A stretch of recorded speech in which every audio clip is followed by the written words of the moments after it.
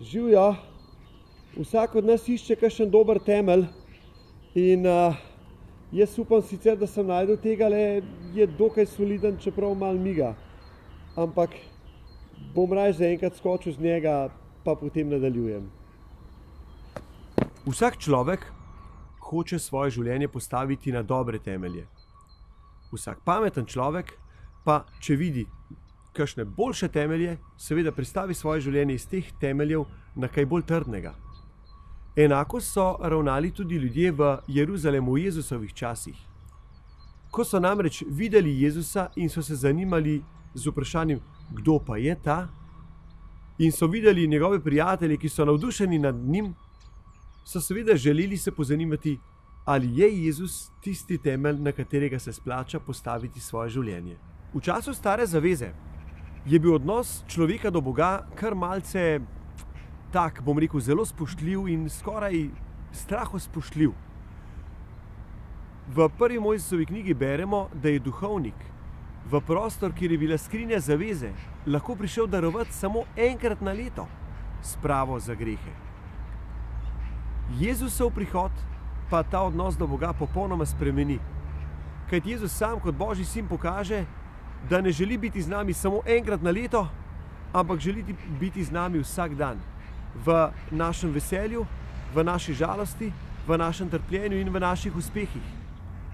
Sam imam tudi kar, bom rekel, nekaj dobrih izkušenj z Jezusom, čeprav sem bil včasih morda tudi malo razočaran, ker me ni v kakšni stvari, če rečem temu, ubogal ali mi pa pomagal, ko sem ga prosil. Ampak če gledam svoje življenje recimo nazaj, vidim, da mi je velikokrat priskočil na pomoč ob pravem času in na pravi način, ki sem ga morda spoznal šele, ko sem gledal od naprej nazaj. Zato iz teh izkušenj lahko rečem, da mu danes kar skušam zaupati, prav v zavesti, da vem, kaj dela. In ko sem izbiral svoje novomašno geslo, mi pravzaprav ni bilo težko izbrati besed, ki pravijo, besed apostola Petra, ki pravijo: Gospod, h komu naj gremo? Ti imaš besede večnega življenja. In v taki drži, bom rekel, skušam tudi jaz do Jezusa biti. On je tisti, ki ima besede večnega življenja, pa ne samo to. Vedno bolj spoznavam, da je Jezus res tisti, ki želi biti z nami vedno, vsak dan. Ni z mano samo takrat, kadar ga slavim, častim, ampak želi biti z mano tudi takrat, kadar sem grešnik. Mi pričakujemo od Boga en standarden način vedenja in standarden način odzivanja. Ampak ko gledamo Jezusa, pravzaprav vidimo, da ravna čisto drugače. Nekateri so rekli, Jezus je obrnil svet na glavo. Ampak jaz bi rekel, ni ga obrnil na glavo. Jezus je svet, ki je obrnjen na glavo, postavil nazaj na noge.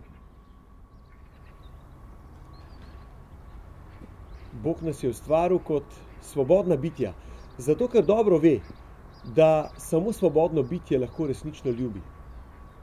In znotraj svobode se nam postavlja v življenju preprosto vprašanje. Kako si bomo izbrali temelje svojega življenja? Lahko si izberemo take.